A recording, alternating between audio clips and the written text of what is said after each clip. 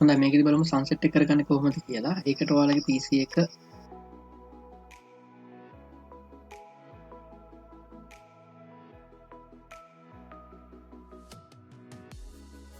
මේ ස්ටිල් කියන එකට යන්න. ස්ටිල් කියන එකට ගියාට පස්සේ මෙන්න මෙතනින් ලොකේෂන් එකක් ගන්නවා. මෙතනින් ගිහිල්ලා අපිට ලොකේෂන් එකක් දෙන්න පුළුවන්. ඔයාලා වෙන මෙන්න මේ වගේ මැප් එකක් අපිට පෙන්වනවා. මේක zoom out zoom in කරලා අපිට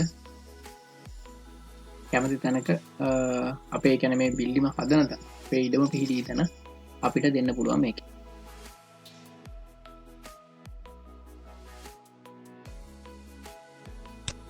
රීජන් එක අරගෙන රීජන් එක අපිට ඕන නම් එඩිට් කරගන්න පුළුවන් අපිට පේන ප්‍රමාණය.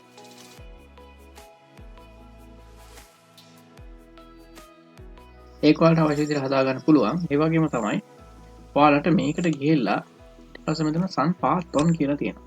අන්න ඒක ගොඩට පස්සේ මෙන්න මේ විදිහට ඔයාලට sun එක ඒ කියන්නේ ඉර වැටෙන පිය ඔයාලට පෙන්වලා තියෙනවා. හරි මෙන්න මේ විදිහට තමයි ඉර ගමන් කරන්න කියන එක බලා ගන්න පුළුවන්.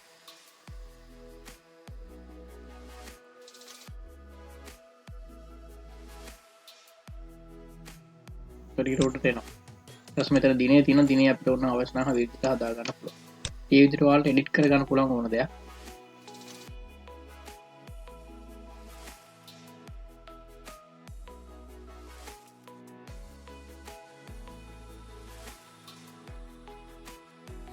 හොඳයි හදාගත්තු වීඩියෝ එක මම අරන් තියෙනවා. අපි බලමු මේක ප්ලේ කරලා කොයි විදිහටද පේන්නේ කියලා.